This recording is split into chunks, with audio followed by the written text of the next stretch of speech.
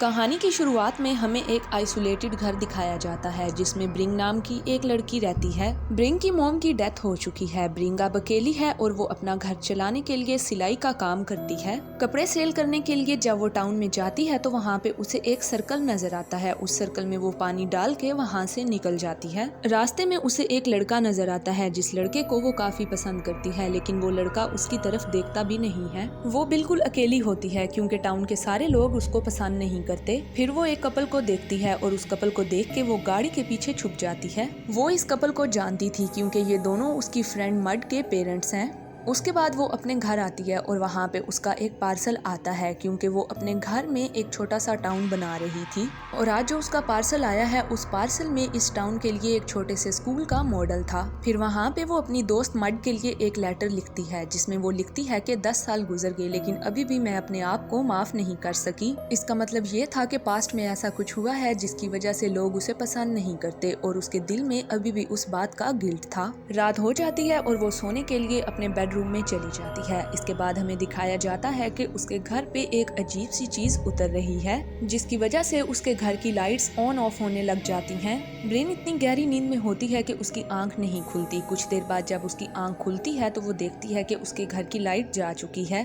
और जब वो सीढ़ियों से नीचे उतरती है तो वो क्या देखती है कि उसके घर का मेन डोर खुला है, यानी इसका मतलब था कि उसके घर के अंदर कोई आ चुका है। वहाँ पे उसे अपने किचन से किसी चीज के चलने की आवाज आती है। जब वो उस चीज को देखती है तो वो डर जाती है और भाग के वो अपने रूम में आ जाती है। उसको कोई समझ नहीं आती तो वो जल्दी से अपने बेड के नीचे जाके छुप जाती है और वो चीज भी उसके पीछे पीछे उसके रूम में आ जाती है। तभी हमें उसके पाँव दिखाए जाते हैं जिससे हमें मालूम होता है कि ये कोई इंसान नहीं बल्कि एक एलियन है। उस एलियन की शेप बिल्कुल इंसानों की तरह थी, बस वो इंसानों को नुकसान नहीं पहुंचाना चाहता था जिस वजह से वो विंडो से बाहर चला जाता है। उसके जाने के बाद ब्रिन घबरा के सीढ़ियों से नीचे आती है और आके मेन डोर को बंद कर देती है और उसके बाद लाइट भी फौरन से आ जाती है। इसके बाद उसका टीवी खुद ब खुद ऑन ऑफ होने लग जाता है। फिर वो काफी घबरा जाती है और मोबाइल से कॉल करने की कोशिश करती है लेकिन कॉल नहीं हो पाती। अब अगले ही पल एलियन फिर से उसके घर आ जाता है। ब्रिन उससे छुपने की कोशिश करती है लेकिन एलियन उसे देख लेता है।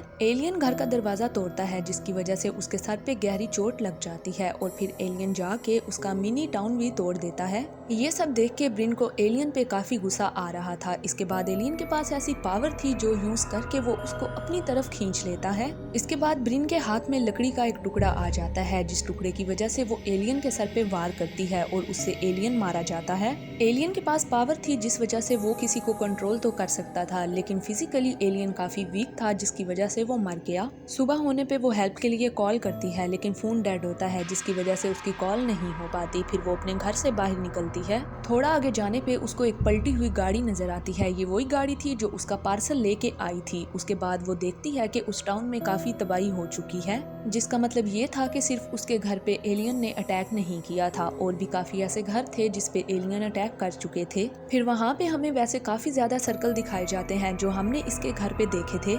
इसके बाद वो हेल्प के लिए पुलिस स्टेशन जाती है। वहाँ पे उसकी फ्रेंड मड के मॉम एंड डैड नजर आते हैं लेकिन वो उसकी कोई भी बात नहीं सुनते। अब वो वहाँ से रोते हुए निकल जाती है और वो तय करती है कि अब वो इस सिटी को छोड़ के यहाँ से बाहर चली जाएगी जिससे उसकी जान बच जाएगी। फिर वो एक बस में बैठती है और वहाँ से निकल जाती है लेकिन उसी बस में एक ऐसा कपल था जो कि उसके ऊपर अटैक कर देता है और उस कपल के गले में कोई अजीब सी चीज मौजूद थी। अब वो अपनी जान बचा के बस से भागते हुए निकल जाती है और भागते भागते वो एक कब्रिस्तान में पहुंच जाती है। वहाँ पे हमें एक कब्र दिखाई जाती है। वो कब्र उसकी दोस्त मड की थी, यानी कि मड की आज से 10 साल पहले मौत हो चुकी है। इसके बाद वहाँ पे एलियन की आवाजें आने लग जाती हैं। ये एलियन की वही आवाज थी जो उसको अपने घर से आती थी। इसके बाद वो देखती है कि पार्क में सभी लोगों ने अपने हाथ हवा में ऊपर कर रखे हैं, यानी कि एलियन ने इन सभी लोगों को अपने वश में किया हुआ था। इसके बाद वो डरती हुई अपने घर पहुंच जाती है और वहाँ पे वो देखती है कि एलियन के मुंह से कुछ निकला है और वो उस चीज को देखने के लिए उसके पीछे जाती है लेकिन वो चीज उसको नजर नहीं आती। फिर वो जल्दी से अपने घर के अंदर आती है और सारी विंडोज को कवर कर देती है लेकिन अब तो उसका दरवाजा टूट चुका था। फिर वो बेडशीट लेती है और उससे वो दरवाजे को कवर करती है। अब ब्रिन के घर के बाहर काफी ज्यादा एलियन आ चुके थे और खतरा बढ़ चुका था। ब्रिन को कुछ समझ नहीं आती, इस वजह से वो जल्दी से नीचे बेसमेंट में चली जाती है। अब ब्रिन के पीछे पीछे एक एलियन बेसमेंट में चला जाता है और ब्रिन अपने आप को बचाने के लिए एक सीजर उठा लेती है, लेकिन एलियन अपनी पावर को यूज करते हुए उस सीजर को अपनी तरफ खींच लेता है। ब्रिन के हाथ में एक फोटो भी होती है जो कि उसकी दोस्त मड और उसकी फोटो थी। एलियन उस फोटो को देखता है और उसे भी अपनी तरफ खींच लेता है। इतनी देर में ब्रिन वहाँ से निकलने में कामयाब हो जाती है। वो जल्दी से ऊपर चली जाती है। ऊपर जाती है तो वहाँ पे भी एक छोटा एलियन मौजूद होता है और वो एलियन काफी एग्रेसिव था। वो उस पे अटैक कर देता है। ब्रिन अपनी जान बचाने के लिए उस एलियन पे गर्म पानी फेंक देती है और भाग के वॉशरूम की तरफ पहुँच जाती है, लेकिन एलियन पे कोई असर नहीं होता। वो उसके पीछे पीछे वॉशरूम में आ जाता है। एलियन अपने शार्प पंजों से वॉशरूम के दरवाजे को खरोदता है और ब्रिन अपनी जान बचाने के लिए विंडो से बाहर कूदने की कोशिश करती है, लेकिन एलियन उसके पाँव को खींच लेता है। ब्रिन वॉशरूम में पड़े हुए सफाई करने वाले मॉब से एलियन के ऊपर अटैक करती है और वो मॉब एलियन के कंधे के आर पार हो जाता है और एलियन मर जाता है। इसके बाद वो वॉशरूम से बाहर आती है और वहाँ पे देखती है एक और एलियन को जो साइज में उससे भी बड़ा था। बाहर हमें वही कोरियर वाला दिखाया जाता है जो कि ब्रिन का पार्सल लेके आया था। वो ब्रिन के बालों से खींचता है और उसको घसीटते हुए लेके जाता है। वो ये सब कुछ इसलिए कर रहा था क्योंकि एलियन ने उसे अपने वश में किया हुआ था। इसके बाद वो बड़ा एलियन अपने सारे एलियन साथियों को इकट्ठा करता है और वो लोग स्पेसशिप लेके आ जाते हैं और वो ब्रिन को अपने साथ ले जाना चाहते हैं। इसके बाद स्पेसशिप खुलती है और उससे रोशनी निकलना शुरू हो जाती है। ब्रिन को समझ आ जाती है कि उसने एलियन के साथियों को मारा है, जिस वजह से अब एलियन उसको अपने साथ लेके जा रहे हैं। बड़े वाला एलियन अभी भी ब्रिन के पास खड़ा था। ब्रिन भाग के अपनी गाड़ी की तरफ चली जाती है। अपनी गाड़ी में जाके वो बड़ी चालाकी से एलियन को अंदर फंसा के अपनी गाड़ी को ब्लास्ट कर देती है और वहाँ पे वो एक और एलियन की जान ले लेती है। इसके बाद स्पेसशिप ब्रिन की जान नहीं छोड़ती, वो उसके पीछे पीछे होती है और उसको वो अपने साथ ले जाना चाहती है। ब्रिन अब एक बार फिर से अपनी जान बचाने के लिए नीचे बेसमेंट में चली जाती है। वहाँ पे वही वाला एलियन मौजूद था जो अभी भी उसकी दोस्त और उसकी फोटो को देख रहा था। वो उस एलियन पे भी अटैक करने की कोशिश करती है, लेकिन एलियन को समझ आ जाती है और वो अपनी पावर से ब्रिन को इतने जोर का झटका देता है जिसकी वजह से वो बुरी तरह से गिरती है और जख्मी हो जाती है। अगले ही पल वहाँ पे रेड कलर की लाइट आती है जिसकी वजह से ब्रिन पूरी तरह से फ्रीज हो जाती है और एलियन वहाँ पे आ जाता है और अपने मुंह से एक अजीब सा क्रिएचर निकाल के वो ब्रिन के मुंह में डाल देता है और उसी क्रिएचर की वजह से अब एलियन ब्रिन को कंट्रोल करने वाला था, क्योंकि आज तक जितने भी लोगों को एलियन ने कंट्रोल किया था वो इसी क्रिएचर की वजह से ही हो रहा था।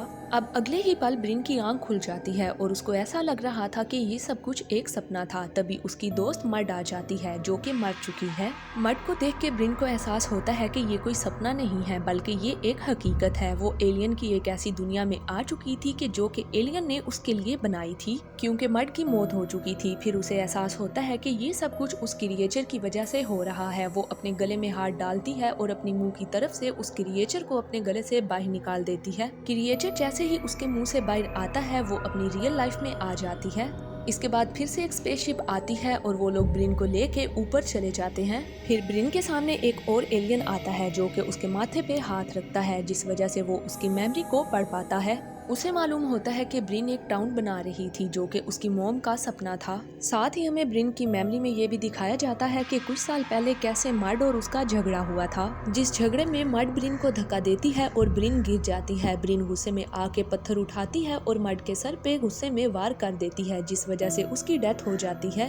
इसी वजह से टाउन के सभी लोग और मड के मॉम एंड डैड उससे नफरत करते हैं। इसी मेमोरी में हमें छोटी ब्रिन को दिखाया जाता है जो कि मड को लेटर लिखती है और उसको सॉरी बोलती है, क्योंकि वो रियल लाइफ में ये सब कुछ नहीं कर पाती थी। टाउन में कोई भी उसको पसंद नहीं करता था, जिसकी वजह से वो अपने दिल की बात किसी को भी नहीं बोल सकती थी। इसके बाद यहाँ पे बड़ी ब्रिन आती है, यानी कि ब्रिन की ही परछाई, और वो छोटी ब्रिन को समझाती है कि तुमने ये सब कुछ एक्सेप्ट कर लिया, यही सबसे अच्छी बात है और अब तुम्हें आगे बढ़ना चाहिए। इसके बाद हमें एलियंस को दिखाया जाता है जो कि आपस में किसी टॉपिक पे बातचीत कर रहे होते हैं। फिर वो ब्रिन के पास जाते हैं और उसको नीचे छोड़ देते हैं। उसको पूरी तरह से वो आजाद कर देते हैं। अब उसके मुंह में किसी टाइप का कोई क्रिएचर नहीं था। वो पूरी तरह से अपनी लाइफ में वापस लौट आई थी। अब हमें ब्रिन अपनी लाइफ में काफी खुश नजर आती है क्योंकि वो अपने गिल्ड से निकल आई थी। अब टाउन के सारे लोग उससे अच्छी तरह से बातचीत करते हैं। इसके बाद ब्रिन एक पार्टी में जाती है। वहाँ पे वो उसी लड़के के साथ डांस करती है जिसको वो पसंद करती थी और ये मूवी यहीं पे एंड हो जाती है।